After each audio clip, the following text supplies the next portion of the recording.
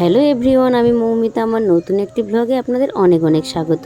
কেমন আছেন আপনারা সবাই? আশা করি ভালো আছেন, সুস্থ আছেন। আর আমরাও ভালো আছি, সুস্থ আছি। এখন বাজে ঘড়ির কাঁটায় প্রায় সকাল 10:30, আর আমরা এখন বেরিয়ে পড়েছি আমাদের বাড়ি যাওয়ার উদ্দেশ্যে। আজকে আমাদের দীঘাতে তৃতীয় দিন। কালকে কোনো ভিডিও করিনি, আসলে কালকে সারাটা দিন এতটাই ব্যস্ত ছিলাম। ব্যস্ত বলতে কালকে সারাটা দিন আমি হোটেলের রান্নাঘরেই ছিলাম বলতে গেলে। সবাই মিলে বাজার করা হয়েছিল আর আমি রান্না করেছিলাম। সেই রান্না খাওয়া দাওয়া করে উঠতে উঠতে প্রায় বেলা 3:30 বাজে। তারপর সমুদ্রে গেছিলাম সবাই মিলে স্নান করতে। সমুদ্র থেকে উঠেছি সন্ধ্যে 6টার সময়। 2-2.5 ঘন্টা আমরা সমুদ্রে দাপিয়েছি। গতকাল রাতেই আমাদের বাড়ি যাওয়ার কথা ছিল, কিন্তু সমুদ্র থেকে স্নান করে আসতে আসতে 6টা বেজে গেছিল। তারপর এসে ঘুমিয়ে পড়েছিলাম। রাত্রিবেলা উঠে এই 10টা নাগাদ উঠে আমরা একটুখানি সি বিচে ঘুরতে গেছিলাম। তবে মজার ব্যাপার কি, আমরা যে 2 দিন দীঘায় আছি আমার বাবা, মা, দাদা, বৌদি কেউই এখনো পর্যন্ত জানে না। আর হ্যাঁ, বলেছিলাম না এক ঢিলে 2 পাখি মারতে এসেছি।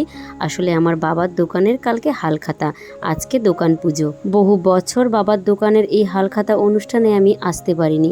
এখন যেহেতু মাম্মামের সামার ভ্যাকেশন চলছে, স্কুলও ছুটি, দীঘা ঘোরা বাবার বাড়ি যাওয়া দুটোই হলো। এসি বাসগুলোর জন্য আমরা অপেক্ষা করছিলাম। ওইসব বাসগুলোতে নাকি আগের থেকে টিকিট বুকিং করতে হয়। তবে দীঘা থেকে যদি আমরা হাওড়া অথবা কলকাতা যেতাম তবে আমরা ওই বাসে ট্রাভেল করতে পারতাম।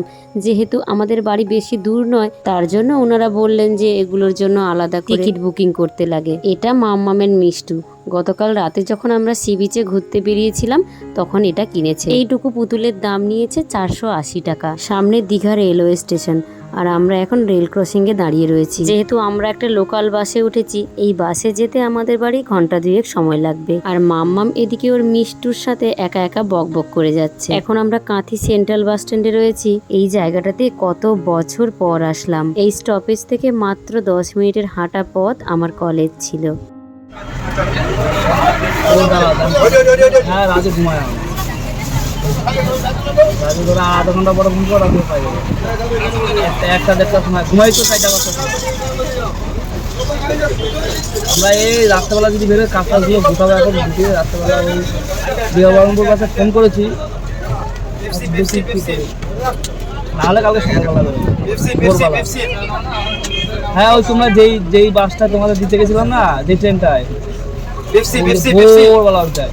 ঠান্ডা ঠান্ডা ঠান্ডা ঠান্ডা Pepsi Pepsi Pepsi Pepsi Pepsi ঠান্ডা ঠান্ডা ঠান্ডা ঠান্ডা পেপসি হ্যালো ঠান্ডা ঠান্ডা ঠান্ডা হ্যালো, পেপসি পেপসি আমি তো বাস স্ট্যান্ডে, আমাদের বাস স্ট্যান্ডে। ঠান্ডা ঠান্ডা ঠান্ডা ঠান্ডা আমাদের বাস স্ট্যান্ডে তুমি 10 মিনিট পর ফোন করো, আমি ভিডিও কল করছি বাড়ি থেকে। দেখো পেপসি পেপসি হ্যাঁ বলো। মা, বাবা কথা বললো, মা বিশ্বাস করেছে? হ্যাঁ, এখন ভিডিও কল করছি।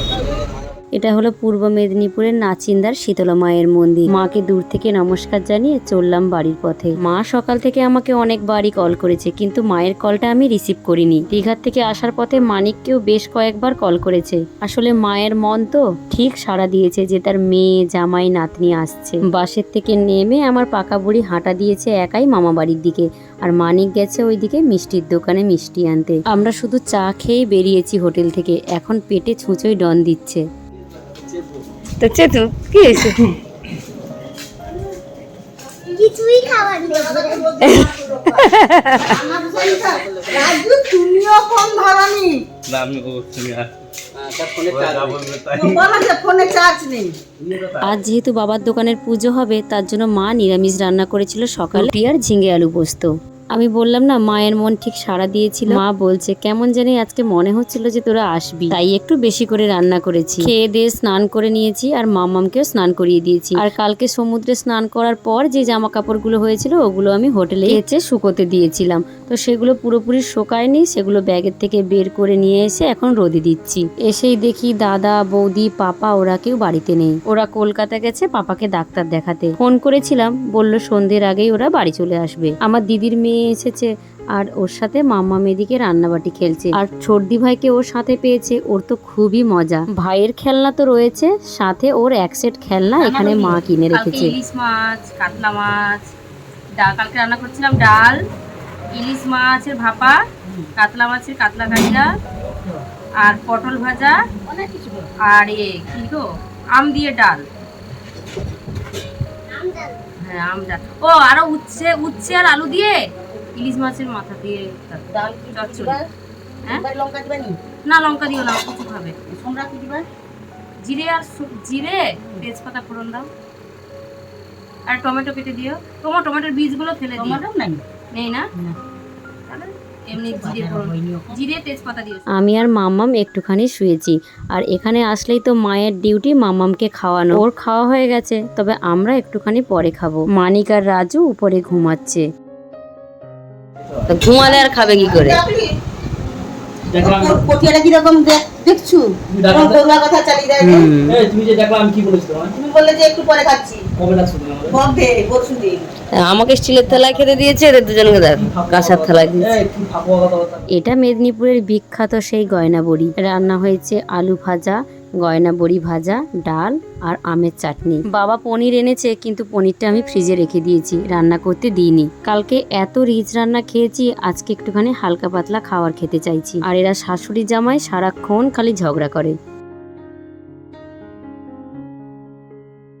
এখন বাজে প্রায় 5টা। দাদারাও চলে এসছে। দাদা এসে আগে মামামের সাথে মারামারি করে নিয়েছে। আর এই যে এটা হলো আমার সোনা পাপা। মামা ভাগ্নি মিলে কি যে মারামারি শুরু করে এরা। আবার মামা ভাগ্নির কি মিল। মামা যা যা খেতে ভালোবাসে, ভাগ্নিও তার জেরক্স কপি। বৌদি আমাদের জন্য নিয়ে চলে এসছে পাঁপড় ভাজা আর চাটা খেয়ে আরো একবার স্নান করে বাবার দোকানের দিকে যাব। পুরোহিত মশাই আসার সময় হয়ে গেছে, পুজোর যোগাড় যন্ত্রটা শুরু করতে হবে। তার আগে পাপাকে একটুখানি আদর করে নি। এই যে আমার সোনা পাপাকে আমি বলছি, পাপা পাঁপড় ভাজা দাও।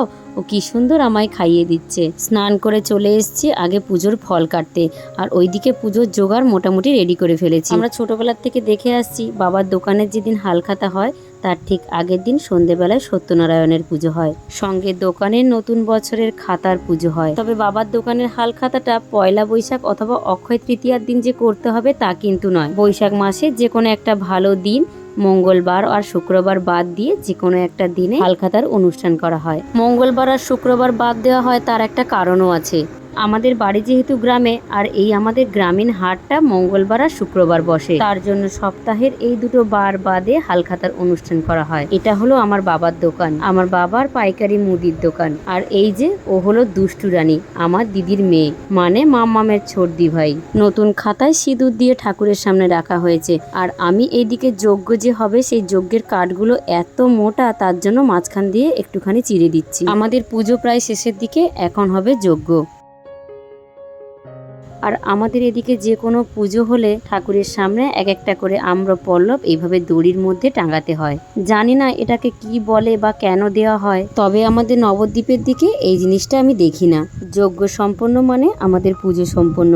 আর আমি ওইদিকে ঠাকুর প্রণাম করে নিচ্ছি। আমাদের ওইদিকে যেমন যজ্ঞের মধ্যে কলা দেওয়া হয়, কিন্তু আমার বাবার বাড়ির এদিকে আবার দেখি যজ্ঞের মধ্যে একটা আস্ত নারকেল দেওয়া হয়। আর সব শেষে নিলাম যজ্ঞের ফোঁটা। আর এখন পুরোহিত মশাই দোকানের সামনে লেবু আর লঙ্কা বেঁধে দেবেন। তাহলে আজকের ব্লগটা এই পর্যন্ত, দেখা হচ্ছে পরের একটি ব্লগে।